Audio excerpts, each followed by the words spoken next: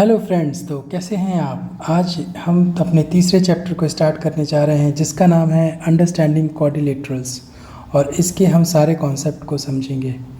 तो बिल्कुल pen paper लेके बैठ जाइए, हम पूरे कॉन्सेप्ट को समझेंगे बारीकी से।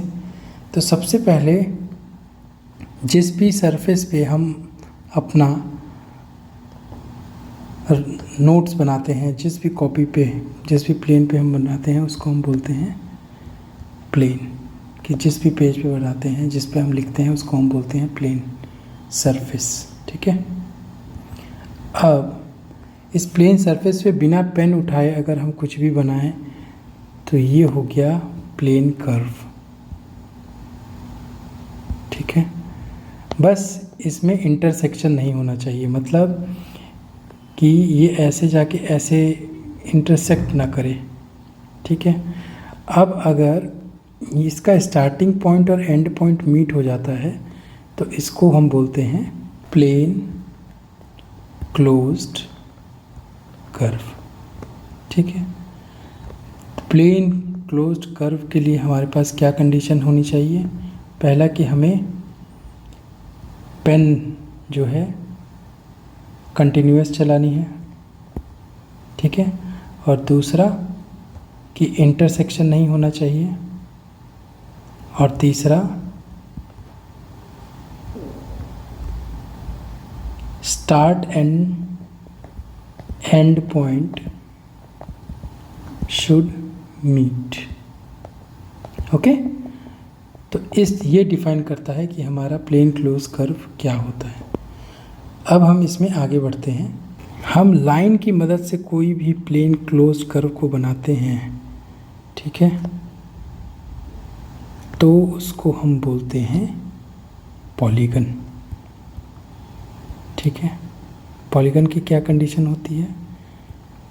वही 3 कंडीशन, पेन नहीं उठाना, दूसरा इंटरसेक्शन नहीं होना,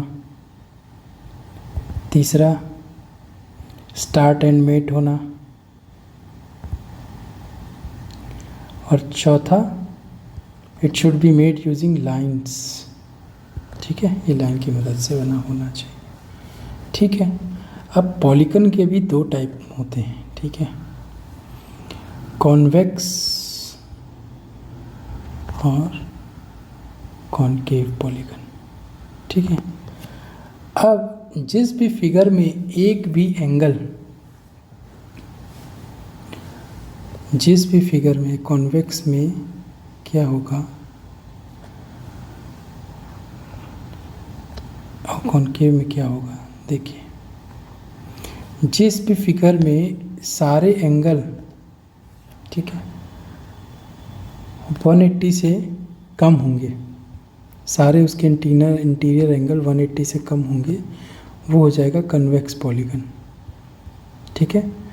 अब जिसमें एक भी एंगल 180 से ज़्यादा है, अगर ये स्ट्रेट खींचा जाए तो इधर ये 180 यहीं हो गया, लेकिन ये 180 से ज़्यादा है, इसको हम ऑब्ट्यूस एंगल भी बोलते हैं। तो ऑब्ट्यूस एंगल में अगर वो की कैटेगरी में अगर वो आता है एक भी कोई एंगल, तो इसको हम बोलेंगे कनकेव पॉलीगन। तो अभी हमने एक एक एग्जाम्पल देखे, और भी हम एग्जाम्पल आगे देखेंगे। अभी एक नई कैटेगरी है रेगुलर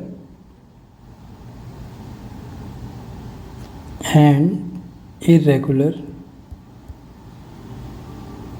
पॉलीगन्स की। ठीक है। तो पॉलीगन जिसमें साइड्स बराबर होती हैं हमारी सारी। ठीक है। साइड्स बराबर हो गई, जैसे ये, फिर ये। अभी इसमें इसका मतलब होता है सिंगल डैश, मतलब जितनी भी सिंगल डैश की साइड्स हैं वो इक्वल हैं, और ये एंगल इक्वल हैं ये वाले। ठीक है। या फिर इसको ऐसे लिख दिया, ये एंगल, ये एंगल, ये एंगल। अगर हम इसको ABCDEF लिखें और इसको GHI लिखें, तो इसमें इसके बारे में अगर हम लिखेंगे तो लिखेंगे AB is equal to BC is equal to CD is equal to DE is equal to EF is equal to FA, ठीक है। Angle A is equal to angle B is equal to angle C is equal to angle D is equal to angle E is equal to angle F, okay. अभी इसके बारे में अगर हम लिखें तो एंगल, तो अभी इसका एग्जांपल हम देखें कि GHI है, तो angle G is equal to angle H is equal to angle I हो जाएगा, और GH is equal to GI is equal to HI, okay. ये 3 साइड्स हो गई। तो ये हो गया हमारे डिटेल्स अबाउट रेगुलर पॉलीगन, ठीक है। अब इसमें हम ये इसकी नंबर ऑफ़ साइड्स 3 थी, इसकी 6 थी। आप अपने हिसाब से 4, 5, 7, 8, 9, 10 इनके खुद से बनाइए, और इनके नाम आप ऑनलाइन सर्च करिए कि इनके नाम क्या क्या होते हैं, ठीक है। जैसे कि अगर आप 4 बनाएंगे तो ये बनेगा स्क्वायर, मैंने एक आपको बता दिया। इसको हम बोलते हैं हेक्सागन, ठीक है। हेक्सागन स्पेलिंग में लिख देता हूँ, हेक्सागन। और इसको हम बोलते हैं इक्विलेटरल ट्रायंगल। अब इसी का ही हम इरेगुलर में अगर एग्जांपल देखें तो 6 साइड का अगर ऐसा हो तो ये देखिए, ये एक साइड हो गई, 2 साइड हो गई, 3 साइड हो गई, 4 साइड हो गई, 5 साइड हो गई, ठीक है, 6 साइड हो गई, ठीक है, ABCDEF। तो इसमें कोई भी साइड आपस में इक्वल नहीं है, तो ये इरेगुलर पॉलीगन का एक एग्जांपल हुआ। ट्रायंगल में जैसे कि ये एक 90 डिग्री हो गया, ठीक है, ये देखिए। तो ना ABC में कोई भी साइड इक्वल नहीं है, कोई भी एंगल इक्वल नहीं है आपस में। तो इस तरह से ये हो गए हमारे इरेगुलर पॉलीगन, ठीक है। Sum of measure of exterior angle of polygon, ठीक है। तो मान लीजिए कि कोई पॉलीगन है, ठीक है, इसके पॉइंट्स है ABCDEF,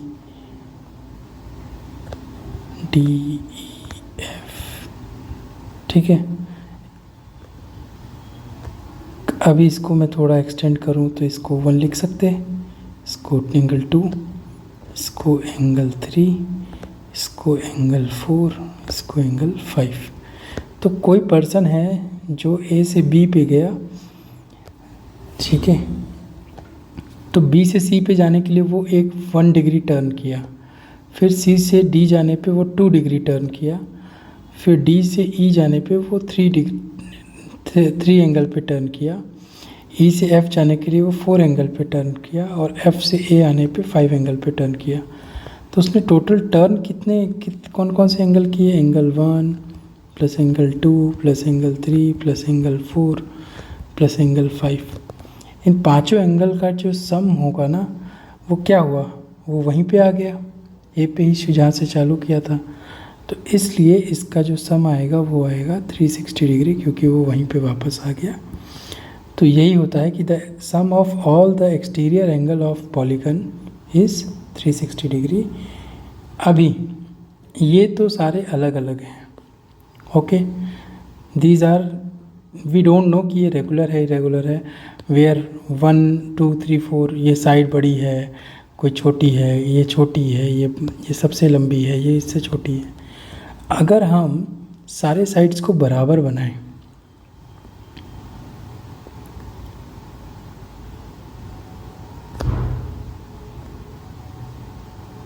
ठीक है, तो ये 1 2 3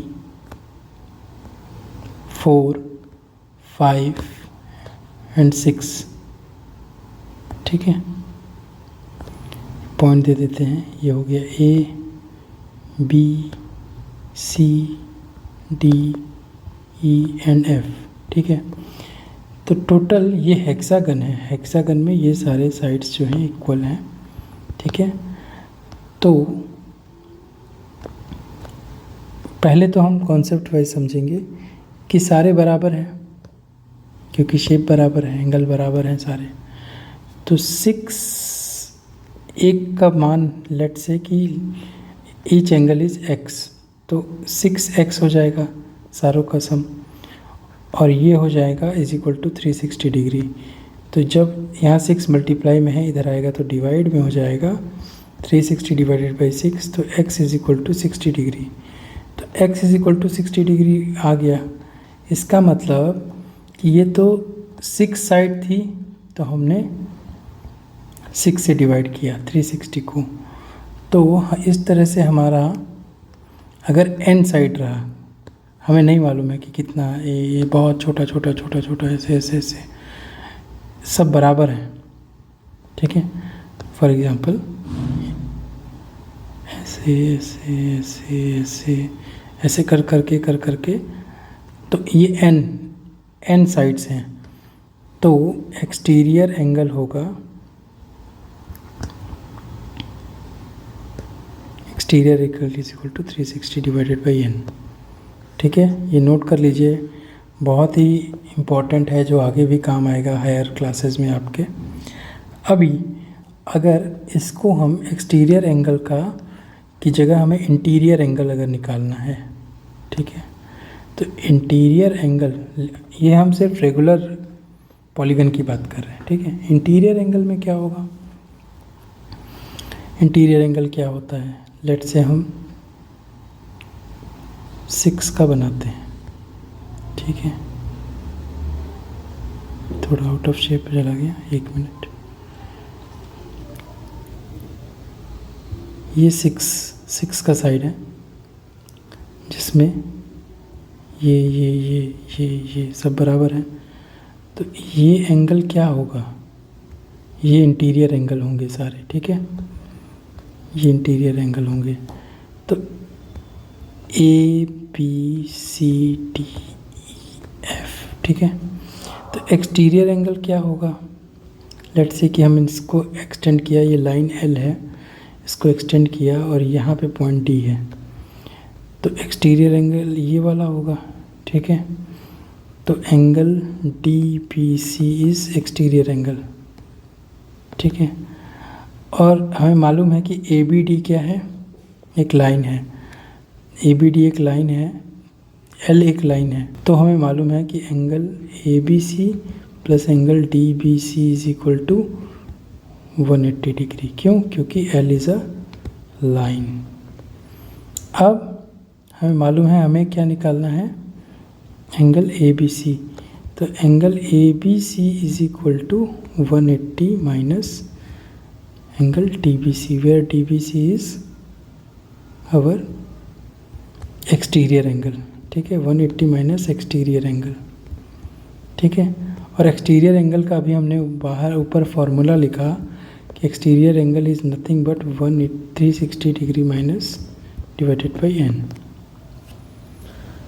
ठीक है, तो इस तरह से इंटीरियर एंगल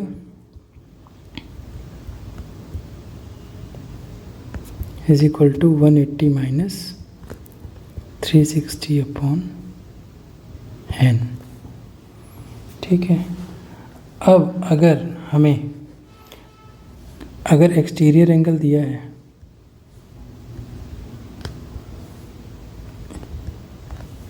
और हमें अगर साइड निकालनी है, तो हमने फॉर्मूला पढ़ा क्या कि exterior angle is equal to 360 divided by n, where n is the number of sides. ठीक है, तो हमें अब इस बार साइड नहीं पता, लेकिन हमें एक्सटीरियर एंगल पता है। तो जब भी कोई चीज़ डिवाइड में होती है, इधर ले जाते हैं तो वो मल्टीप्लाई में आ जाती है, और कोई भी चीज़ ऊपर रहती है इधर आती है तो डिवाइड में हो जाती है। तो n is equal to 360 degree upon exterior angle. ठीक है, तो अगर किसी केस में नंबर ऑफ़ साइड्स दी हुई हैं, नंबर ऑफ़ साइड्स नहीं दी हुई हैं लेकिन एक्सटीरियर एंगल दिया है, तो भी हम उससे निकाल सकते हैं कि भाई क्या होगा उसका वैल्यू, कि कितने नंबर ऑफ़ साइड्स हैं। ठीक है, अब हम आगे के कॉन्सेप्ट पे जाते हैं। बेसिक्स के बाद क्वाड्रिलेटरल्स हमें जानना है, जो कि हमारे चैप्टर का नाम है। तो क्वाड्रिलेटरल्स मतलब कोई भी फिगर जो 4 लाइंस को मिला के बनाया हो गया हो, उसको हम क्वाड्रिलेटरल बोलते हैं। ठीक है, अब क्वाड्रिलेटरल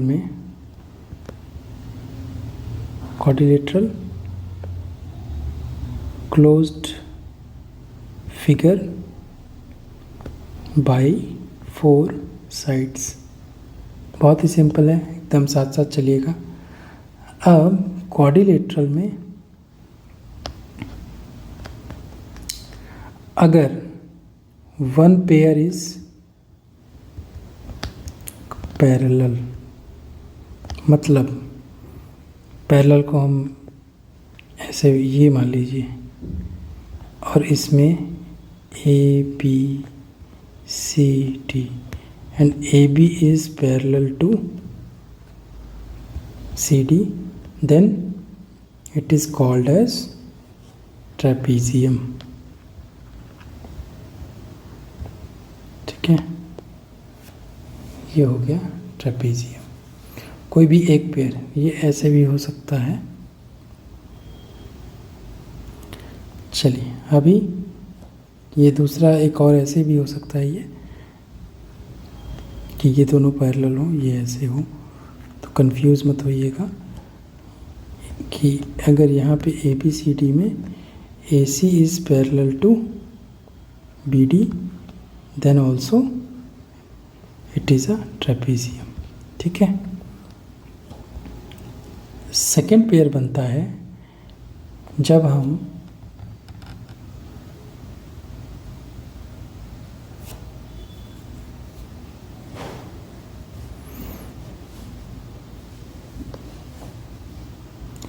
अगर 2 पेयर के साइड्स इक्वल हैं तो उसको हम बोलते हैं काइट। एग्जाम्पल के लिए ऐसा, ठीक है। तो इसमें अगर हम ए बी सी डी लिखें तो A B is equal to A D and D C is equal to B C. ठीक है, 2 pair of sides are equal, then it is known as kite. अगला चलते हैं पैरेललोग्राम। पैरेललोग्राम क्या होता है? When 2 pair of sides are parallel. जैसे मान लीजिए ये और ये, मतलब ए बी सी डी। तो इसको हम नीचे देख लेते हैं और बेटर तरीके से। इसका फिगर अगर ए बी सी डी है जिसमें A B is parallel to C D and A D is parallel to B C, तो ये क्या हो जाएगा? This is a parallelogram. ठीक है, कई एग्जाम्पल हैं। ये ऐसे भी हो सकता है, ये ऐसे भी हो सकता है। ठीक है, तो जिसमें ये पैरेलल है, ये पैरेलल है, तो ये हो गया एग्जाम्पल ऑफ पैरेललोग्राम। ठीक है, अभी मेन जो टॉपिक आया है वो हम स्टार्ट करने जा रहे हैं कि इसकी जो है एलिमेंट्स क्या क्या होते हैं। ठीक है,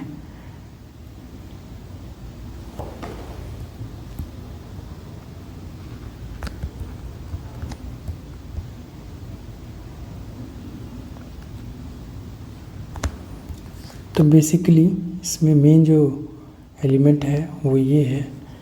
पहले हम एक पैरेललोग्राम बना लेते हैं। तो ABCD, ठीक है, बिल्कुल साथ साथ चलिएगा।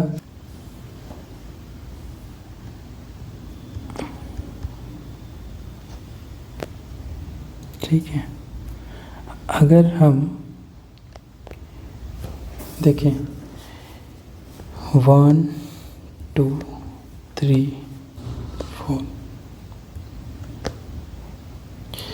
तो हमें मालूम है कि पैरेलल लाइन, आपको हमने पुरानी क्लासेस में पढ़ा होगा कि पैरेलल लाइन को जब इंटरसेक्ट करते हैं तो ये वाला एंगल और ये वाला एंगल हमेशा बराबर होता है। इसको हम एडजेसेंट एंगल बोलते हैं। ठीक है, कमेंट करिएगा अगर आपको एडजेसेंट एंगल के बारे में नहीं पता, तो उसको हम एक्सप्लेन करेंगे डिटेल में। तो एडजेसेंट एंगल की वजह से angle 2 is equal to angle 1 हो जाएगा और angle 3 is equal to angle 4 हो जाएगा। अब इन दोनों को अगर हम जोड़ दें तो angle 2 plus angle 3 is equal to angle 1 plus angle 4 हो सकता है। इक्वेशन 1 और इक्वेशन 2 अगर लिखे तो एंगल 2 प्लस 3 क्या है? अभी एंगल 2 प्लस 3 है, यहाँ पे 2 और 4 है, तो 3 की जगह हम 4 लिख सकते हैं। तो एंगल 2 प्लस एंगल 4 और एंगल 1 प्लस यहाँ पे एंगल 3 लिख सकते हैं। 4 की जगह 3 लिख सकते हैं, है ना। तो ये हो गया। अब इसको हम अगर जोड़ दें तो एंगल 2 प्लस 4 क्या हो गया? Angle A is equal to angle C, 1 प्लस 3 सी। तो इस तरह से हम एक और प्रूफ कर सकते हैं, angle B is equal to angle D. तो ये पहली प्रॉपर्टी हमारी से निकल के आई। वो क्या है? पहला प्रॉपर्टी ये है कि opposite angle of parallelogram are equal. ठीक है, बहुत ही आसान था। अब क्योंकि अपोजिट एंगल इक्वल हो गए हैं, अभी इसी प्रॉपर्टी से अगर हम इसको देखें तो ये एंगल, अगर हम दोनों ट्रायंगल लें इसमें,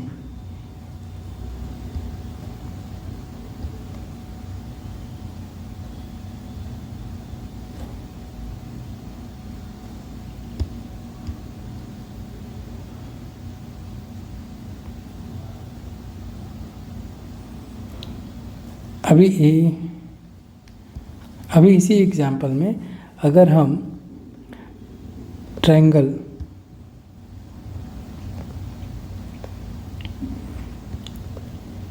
ACD को लें एंड ट्रायंगल CADB को लें, हैं, तो हमें मालूम है angle 1 is equal to angle 2, angle 4 is equal to angle 3 और AC इज कॉमन।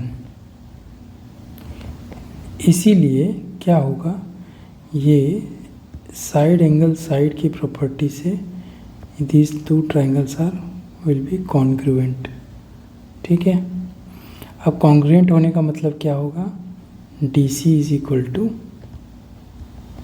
AB और AD is equal to BC। ठीक है, प्रॉपर्टी हमने निकाली opposite sides of parallelogram are equal. ठीक है, इसीलिए DC is equal to AB and AD is equal to BC। ये हो गई हमारी सेकेंड प्रॉपर्टी। तीसरी प्रॉपर्टी है the diagonals of parallelogram bisect each other. ठीक है, इसका मतलब क्या हुआ, ये एक पैरेललोग्राम ले लेते हैं।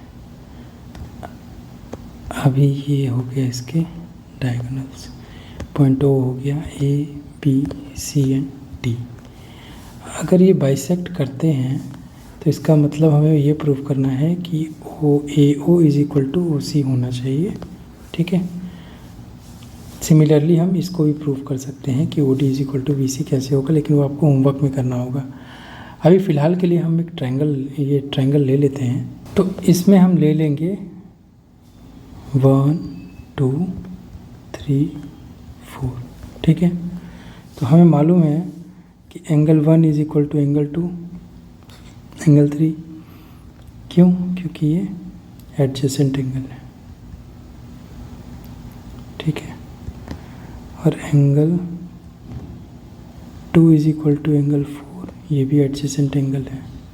ठीक है, और A B is equal to D C, क्योंकि पैरेललोग्राम की अपोजिट साइड जो है वो इक्वल होती है। ये अभी हमने पढ़ा, हमने प्रूव भी किया। तो ये एंगल साइड एंगल से ये कॉन्ग्रुएंट हो गए। कौन कौन से कॉन्ग्रुएंट हुए? सी ओ डी और triangle C O D is congruent to triangle A O B. इसका मतलब क्या हुआ? C O is equal to A O. ठीक है, and B O is equal to O D. And what are they? These are diagonals. So diagonals are getting, therefore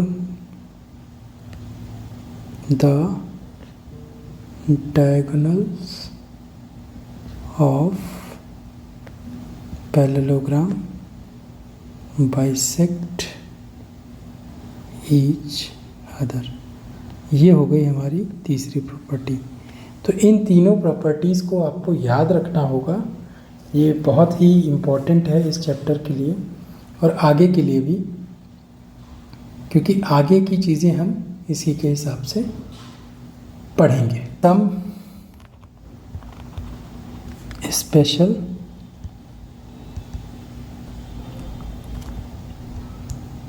parallelograms. Okay,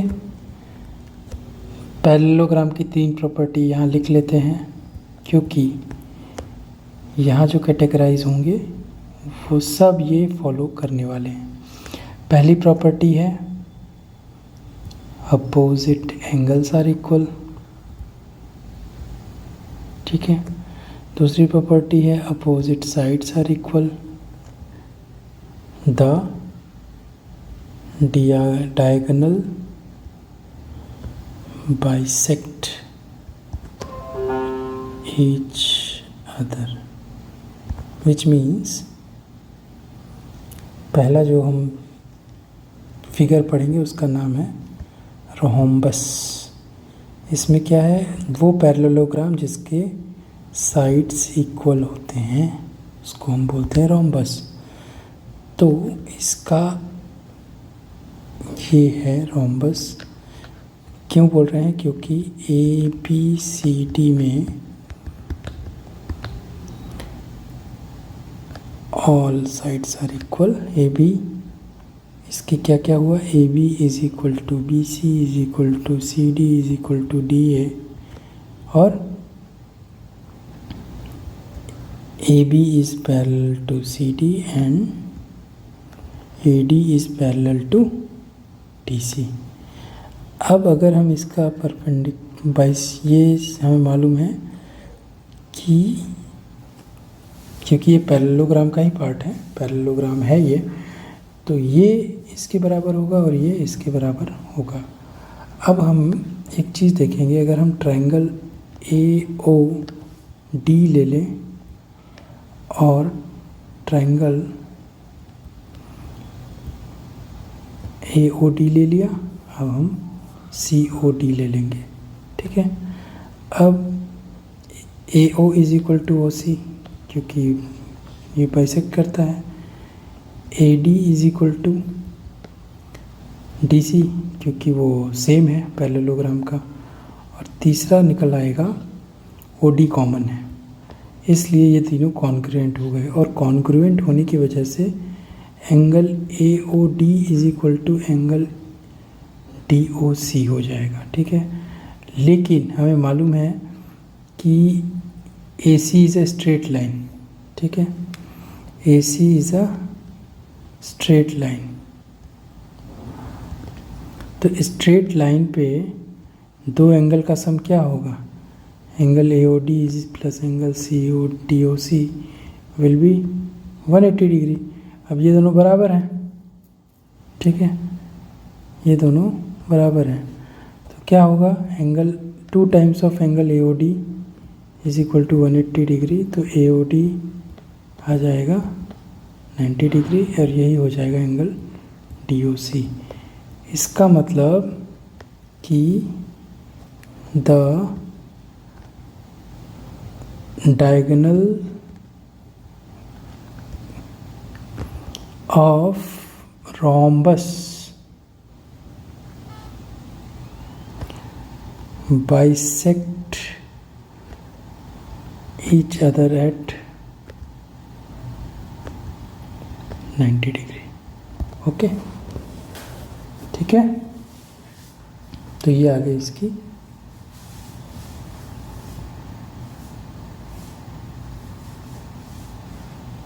अभी आगे पढ़ते हैं। अगला फिगर है रेक्टेंगल। तो rectangle में ये सारी प्रॉपर्टीज़ तो होंगी जो यहाँ 3 लिखी हुई हैं। कैसा होता है रेक्टेंगल, उसके बारे में भी पढ़ लेते हैं। रेक्टेंगल में ऑल एंगल्स आर 90 डिग्री, ठीक है, A B C and D, ठीक है, ये सब है। अब इसके जो डायगोनल है,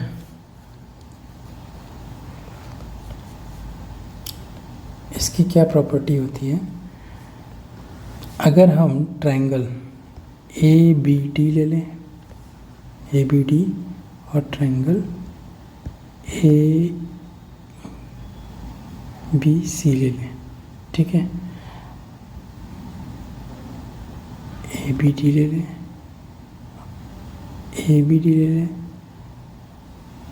और BAC ले लें, ठीक है। अगर हम ट्रायंगल ABD ले लें और BAC ले लें तो हमें मालूम है कि AD is equal to BC। क्यों? क्योंकि पैरेललोग्राम है, अपोजिट साइड इक्वल होंगी।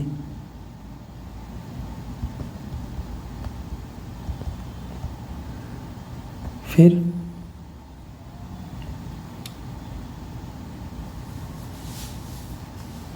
Angle A is equal to angle B is equal to 90 degree, तो प्रॉपर्टी होती है।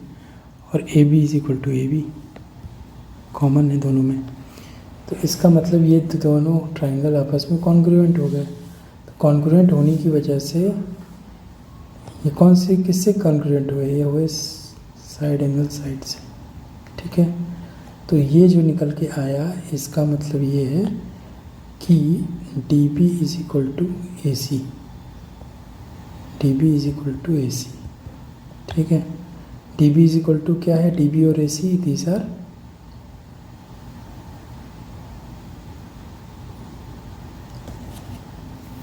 डायगोनल्स।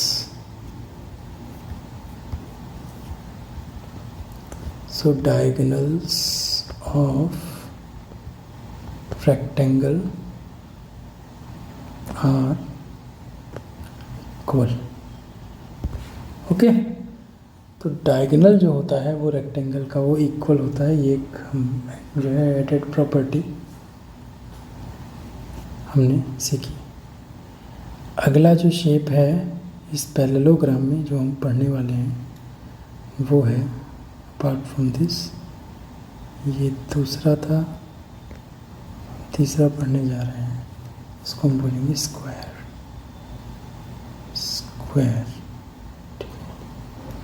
स्क्वायर में क्या होता है, स्क्वायर में जब चारों साइड बराबर हो और चारों एंगल 90 डिग्री हो तो उसको हम बोलते हैं स्क्वायर। ठीक है, क्या क्या प्रॉपर्टी है इसमें, A B is parallel to C D, B C is parallel to A D. Okay,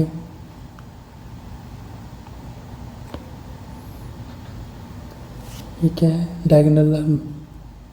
diagonals bisect each other.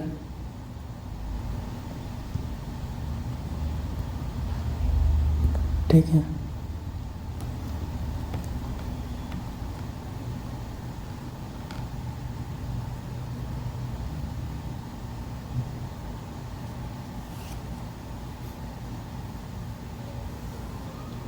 Diagonals bisect each other.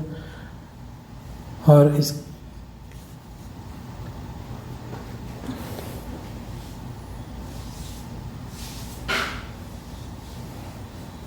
अभी इसमें 90 डिग्री है तो इसका मतलब डायगोनल्स विल बी इक्वल।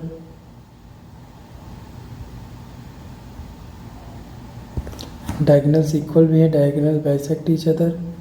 ठीक है, तो इसलिए ये रोम्बस की भी प्रॉपर्टी है कि ये 90 डिग्री पे कट करते हैं। उसको हम देख लेते हैं कैसे।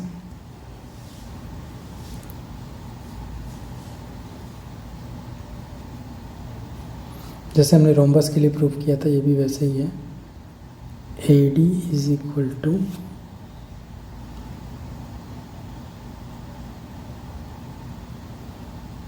AD is equal to BD. AO is common and OD is equal to OB because property है कि ये बाइसेक्ट करते हैं। ठीक है, डायगोनल, तो इसलिए ये एस से हो गए। कौन कौन से, OAD और OAB। इसलिए angle AOD is equal to angle AOB। AOD is equal to AOB। Okay, ठीक है। अब ये दोनों एंगल बराबर हो गए, लेकिन इन दोनों का सम, क्योंकि ये लाइन है, क्योंकि DB is equal to line, DB एक लाइन है, तो इन दोनों के सम जो है वो 180 डिग्री होगा, और दोनों बराबर हैं तो डिवाइडेड बाई 2, तो ये 90 डिग्री होंगे। Therefore angle AOD is equal to angle AOB is equal to 90 degree, and this says कि स्क्वायर द, तो इससे हमें पता चलता है कि the diagonal of square bisect each other. तो ये हो गई हमारी स्क्वायर की प्रॉपर्टी। ठीक है, समझ गए। अभी हमें जो काइट वाला फिगर था, काइट भी समझना है, काइट कैसा फिगर होता है। एक ये पैरेललोग्राम नहीं होता, ये क्वाड्रिलेटरल है, जिसमें दो पेयर ऑफ साइड्स इक्वल होती हैं, ठीक है। अब मान लीजिए ये ए बी सी डी है, तो ये क्वाड्रिलेटरल है, ठीक है। अब किस क्वाड्रिलेटरल की क्या खासियत है कि two pair of sides are equal, तो A B is equal to A C and B D is equal to D C, ठीक है। अभी always one pair of angle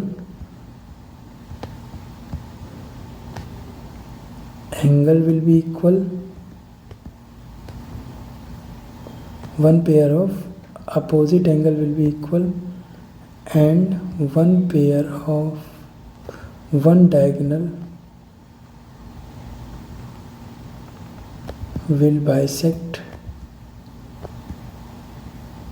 other। अभी फिगर देख के ही हम समझ पा रहे हैं कि ए ओ बी जो ट्रायंगल है और एंगल ए ओ सी है, ये दोनों सिमेट्रिक हैं, ठीक है। इसको बीच से हम आधा काट के फोल्ड कर दें तो दोनों मैच हो जाएंगे। लेकिन अगर हम ट्रायंगल ए बी सी और एंगल बी सी डी देखें और उसको हम यहाँ से कट करके अगर हम इसको फोल्ड करें तो वो ओवरलैप नहीं करेंगे। इसका मतलब कि अगर हम इन दोनों को फोल्ड करते हैं, angle A B D, angle A B D और angle D B D A C को, तो ये दोनों क्या हो जाएंगे, ओवरलैप कर जाएंगे एक के ऊपर एक। ये तो हमने समझा, इसको हम प्रूफ कैसे करेंगे।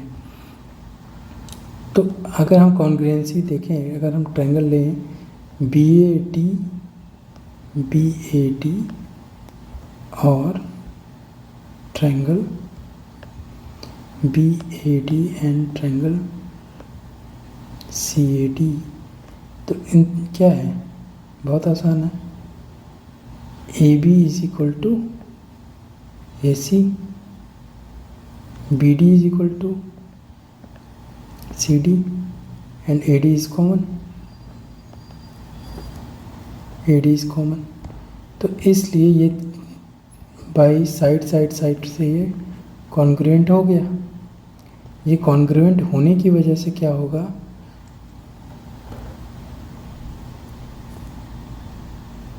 ये कॉन्ग्रुएंट होने की वजह से क्या होगा, angle B will be equal to angle C. ये तो एक साइड हो गई, हमने प्रूफ कर दिया। दूसरा प्रॉपर्टी जो हमने पढ़ा, पहला पेयर ऑफ एंगल हमने प्रूफ कर दिया, ठीक है। अब दूसरा हम अगर पढ़ते हैं, one diagonal will bisect other. तो ये क्या होगा, अगर हमको ये प्रूफ करना है कि ये वाला इसके इक्वल होगा, ठीक है। तो हमें मालूम है कि ये side A B is equal to A C है, हाँ जी है। अभी हमने इसको कॉन्ग्रुएंट प्रूफ किया, तो ये एंगल और ये एंगल बराबर होगा, हाँ जी होगा। और ये पॉइंट ओ मान लिया हमने, तो ए ओ इज कॉमन हो जाएगा। तो ये साइड एंगल साइड से हम इसको कॉन्ग्रुएंट प्रूफ कर सकते हैं। देखिए triangle A B O, triangle A C O, ठीक है। ये दोनों ट्रायंगल लेंगे हम यहाँ पे, A B is equal to A C, B A O is equal to angle C A O, okay. और लास्ट में आएगा A O is equal to A O. तो ये हो गया एस ए एस से कॉन्ग्रुएंट, और इस वजह से B O is equal to O सी हो जाएगा, which means one diagonal is cutting the other. Which diagonal A D is cutting diagonal B C into equal parts. ये प्रूफ हो गया। तो बच्चों बहुत पेशेंस रखा आपने। इसी तरह हमारे साथ जुड़े रहिए। @अभी मैथ्स का फंडा डाल के आप हम तक पहुंच सकते हैं, और अगले क्लास के लिए आप प्रिपेयर्ड रहिए, क्योंकि हम करने जा रहे हैं इस चैप्टर के सारे एक्सरसाइजेस। तब तक के लिए अपना ख्याल रखिए। जय हिंद, जय भारत।